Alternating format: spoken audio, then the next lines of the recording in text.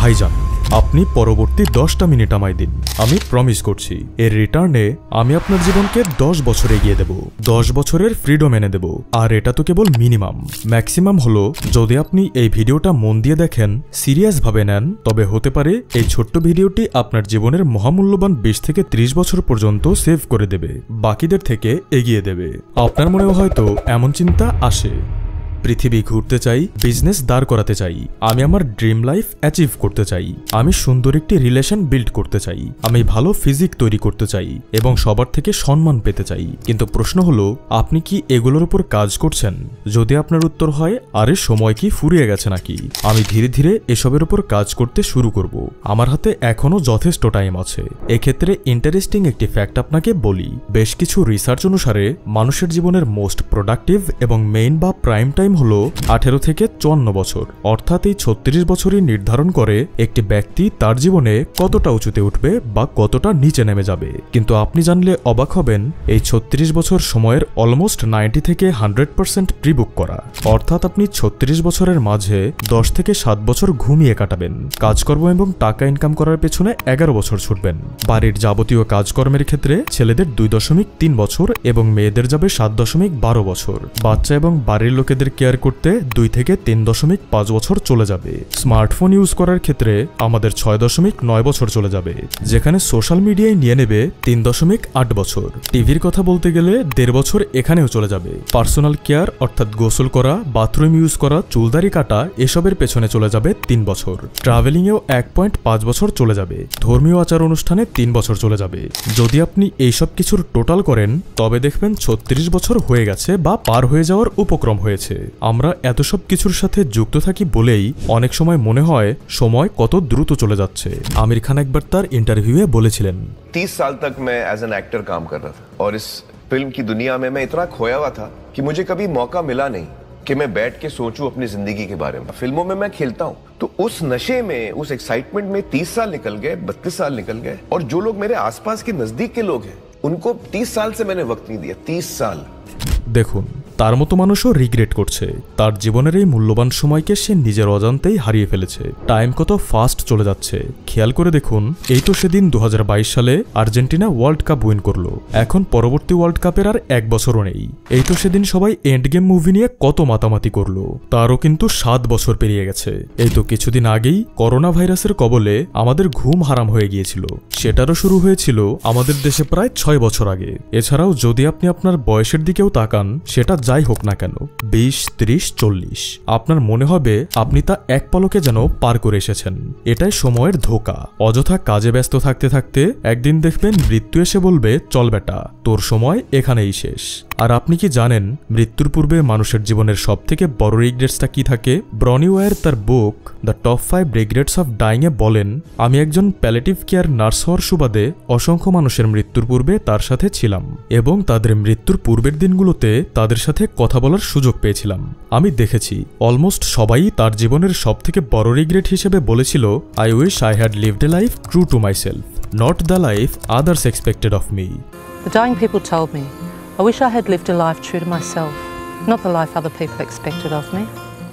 তাদের সবথেকে বড় রিগ্রেট ছিল তারা তাদের জীবনকে নিজেদের মতো করে কাটাতে পারেনি বা সময় বের করতে পারেনি। তারা সারা জীবন কেবল অন্যের কথায় জীবন পার করে গেছে। ছোটবেলায় বাবা মার কথায়, একটু বড় হলে টিচারের কথায়, তারপর বসের কথায়, আর সবশেষে সোসাইটির কথায়। ফলে তাদের ভেতরের কষ্টটা ছিল নিজের জন্য আর বাঁচলাম কই। তো ভাইজান, আজ এই ভিডিওতে আমি আপনাদের এমন কিছু প্রিন্সিপাল সম্পর্কে বলবো যা অনুসরণ করে আপনি আপনার জীবনের এই মহামূল্যবান 36 বছরে আপনার জীবনের সবথেকে গুরুত্বপূর্ণ গোলটি অর্জন করতে পারবেন। সেই সাথে আপনি ফ্রিডম এবং নিজের ইচ্ছা ও খুশি অনুযায়ী নিজের জীবনকে পরিচালনা করতে পারবেন। অর্থাৎ আপনি কম সময়ের মাঝেই অনেক বেশি কিছু অর্জন করার সুযোগ পাবেন। মানে রথ দেখা আর কলা বেচা দুটো একসাথেই হয়ে যাবে। ফলে মৃত্যুর পূর্বে আপনার ভেতরে আর কোনো রিগ্রেটস থাকবে না। প্রিন্সিপাল নাম্বার 1, পেন ও পেপারস হাতে নিন এবং আজ থেকে পরবর্তী 10 বছরের মাঝে আপনি কি কি বিষয় অর্জন করতে চান তার একটি ছোট্ট লিস্ট তৈরি করুন। যেমন বিজনেসে সফল হওয়া, পারফেক্ট বডি বানানো, ড্রিম জব অ্যাচিভ করা, ফ্যামিলি নিয়ে জাপানে ট্রাভেল করতে যাওয়া ইত্যাদি। এবারে এই লক্ষ্যগুলোকে রেটিং করুন। যেটা কম গুরুত্বপূর্ণ তার পাশে ডি লিখুন, তার থেকে বেশি গুরুত্বপূর্ণ হলে সি লিখুন, তার থেকে বেশি গুরুত্বপূর্ণ হলে বি লিখুন, তার থেকে বেশি হলে এ লিখুন এবং সব থেকে বেশি গুরুত্বপূর্ণ হলে এ প্লাস লিখুন। ব্যাস, আপনার প্রথম কাজ শেষ। এবারে প্রিন্সিপাল নাম্বার 2, এই লক্ষ্যগুলো অর্জন করতে গেলে 10 বছরে আপনাকে কি কি কাজ করতে হবে তার একটি লিস্ট তৈরি করুন এবং সেই লিস্টের সবথেকে গুরুত্বপূর্ণ কাজগুলোকে আপনার ডেইলি রুটিনে যুক্ত করুন। খুব বেশি অসম্ভব কিছু লেখার প্রয়োজন নেই, যা করা সম্ভব কেবল তাই লিখুন। দ্বিতীয় কাজ শেষ। এবার আসুন প্রিন্সিপাল নাম্বার 3-তে। ধরুন আপনার 10 বছরে থাকা সবথেকে গুরুত্বপূর্ণ লক্ষ্যটি হলো লেখাপড়া শেষ করে একটি ভালো চাকরি জোগাড় করা বা কোনো একটি স্কিলে মাস্টারি অর্জন করে ফাইন্যান্সিয়াল ফ্রিডম অ্যাচিভ করা। তো এবার আপনাকে যেটা করতে হবে, আপনার রুটিনের শুরুতেই এই কাজটাকে যুক্ত করতে হবে। সেটা হতে পারে সকাল 6টা থেকে 10টা পর্যন্ত লেখাপড়া করা বা ওই স্কিলটি শেখা। আর এটাই হবে আপনার মেইন বা প্রাইমারি কাজ। যখন আপনি প্রতিদিন নিয়মিতভাবে কাজটি করতে শুরু করবেন, অর্থাৎ সারাদিন যা খুশি করে সময় নষ্ট করুন না কেন, যখন এই 6টা থেকে 10টা পর্যন্ত আপনি একটি নির্দিষ্ট কাজের উপর ধারাবাহিকভাবে নিয়মিত সময় দিতে থাকবেন, তখন একটা সময় কম্পাউন্ডিং পাওয়ারের এফেক্ট তার উপর পড়বে এবং আপনি ওই ক্যাটাগরিতে মাস্টারি অর্জন করবেন। সবথেকে বেশি সম্ভাবনা এটাই, পরবর্তী 4 থেকে 5 বছরের মাঝে আপনি একটি ভালো চাকরি পেয়ে যাবেন অথবা ওই স্কিলটি শিখে নিজের ফাইন্যান্সিয়াল প্রবলেমকে সলভ করতে পারবেন। আর যখন আপনি দিনের শুরুটাকে ঠিকভাবে ব্যবহার করবেন, তখন এই 4 ঘন্টাই আপনাকে সারাদিন ডিসিপ্লিনের সাথে চলতে সাহায্য করবে এবং পরের দিন আবার এটা করার জন্য মোটিভেট করবে। আপনি রাতে ঘুমানোর সময় একটা তৃপ্তি নিয়ে ঘুমাতে পারবেন। আমি আর যাই করি না কেন, আমি আমার সবথেকে গুরুত্বপূর্ণ কাজটা ঠিকভাবেই করেছি।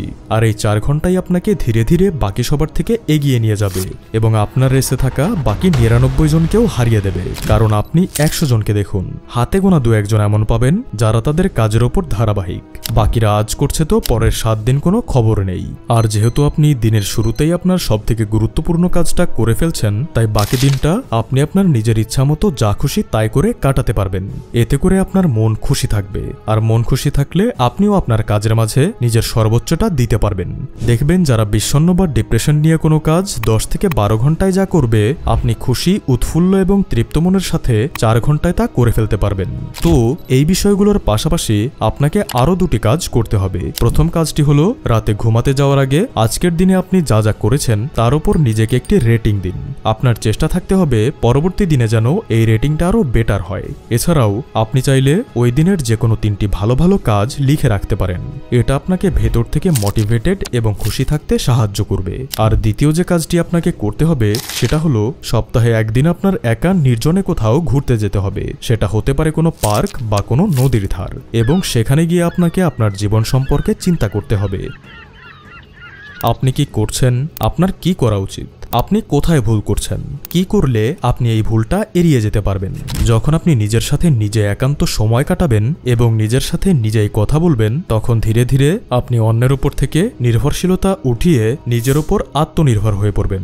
আপনি নিজের খুশির কারণ নিজেই হতে পারবেন। খুশি হওয়ার জন্য আপনাকে অন্য কারো উপর ডিপেন্ড হতে হবে না। আর একটা ইন্টারেস্টিং বিষয় কি জানেন, মৃত্যুর পূর্বে কেউ তার রিগ্রেটসের কারণ হিসেবে বলেনি আমি $1 বিলিয়ন এম্পায়ার দাঁড় করাতে পারিনি, আমি প্রেসিডেন্ট হতে পারিনি, আমি ফেমাস হতে পারিনি। নোটিস করলে দেখবেন তাদের মেইন রিগ্রেটটা ছিল একদম সিম্পল, আমি নিজের মতো করে বাঁচতে পারিনি। আমি অনার্স 4th ইয়ারে থাকাকালীন সময়ে আমার এক ফ্রেন্ড যার নাম ছিল মাসুদ, সে নেশা, ডিপ্রেশন সহ যাবতীয় অনিয়ম করায় একটা সময় হার্ট অ্যাটাকে মারা যায়। এত অল্প বয়সে তার মৃত্যুতে আমাদের টিচার্স থেকে শুরু করে স্টুডেন্ট সবাই মর্মাহত হয়ে যায়। তার শোক পালনের সময় স্যার যখন বলছিলেন কত অল্প বয়সে সে মারা গেল, তখন আমার পাশের সিটে বসে মাসুদের রুমমেট ধীরে ধীরে বলছিল ও বেঁচেই বা কখন ছিল। তাই মৃত্যুর পূর্বে বাঁচুন, প্রাণ ভরে বাঁচুন, সবকিছু উপভোগ করুন আর ভয়ঙ্করভাবে পরিশ্রম করুন।